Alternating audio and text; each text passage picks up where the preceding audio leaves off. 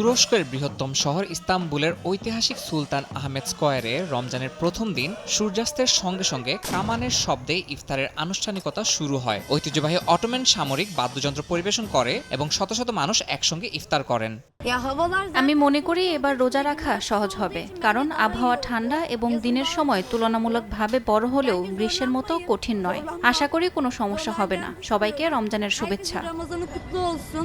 ইন্দোনেশিয়ার রাজধানী জাকার্তায় হাজারো মুসল্লি ইফতারের জন্য জড়ো হয়েছিলেন ইস্তিকলাল গ্র্যান্ড মসজিদে। দক্ষিণ পূর্ব এশিয়ার বৃহত্তম এই মসজিদে রোজাদারদের মধ্যে খাবার বিতরণ করা হয়। ধর্মীয় ভাব গাম্ভীর্যের পাশাপাশি পারিবারিক ও সামাজিকভাবে একত্রিত হয়ে ইফতার করার এক অনন্য সংস্কৃতি রয়েছে দেশটিতে।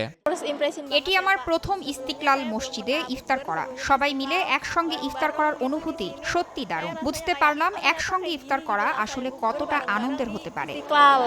পাকিস্তানের রমজানের প্রথম রাত বিশেষ নামাজ ও দোয়ার মাধ্যমে শুরু হয়। করাচির বাজারগুলোতে সেহরির খাবার কিনতে ভিড় করেন সাধারণ মানুষ। দেশটির বিভিন্ন মসজিদ রঙিন আলোয় সজ্জিত করা হয়। মুসলিম উম্মার শান্তি কামনায় বিশেষ দোয়া করা হয়, যেখানে রাজনৈতিক ও মানবিক সহায়তার গুরুত্ব দেওয়া হয়।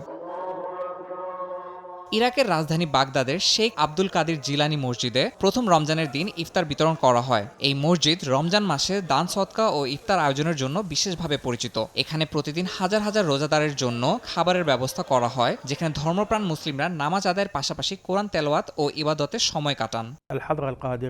কাদিরিয়া দরবার প্রতিদিন প্রায় 1000 রোজাদারের জন্য ইফতারের ব্যবস্থা করছে, যা সম্পূর্ণ বিনামূল্যে বিতরণ করা হচ্ছে শুধুমাত্র আল্লাহ সন্তুষ্টির জন্য। এছাড়াও এখানে ধর্মীয় আলোচনার আয়োজন করা হয়েছে, যেখানে আল আজহার বিশ্ববিদ্যালয়ের শিক্ষিত ইসলামী পণ্ডিতরা অংশ নিচ্ছেন।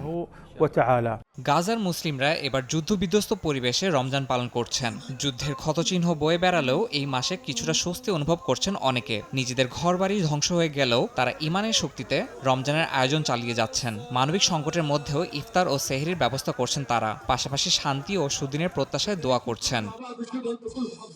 ইয়াসিন মোহাম্মদ জিসান, সময় সংবাদ।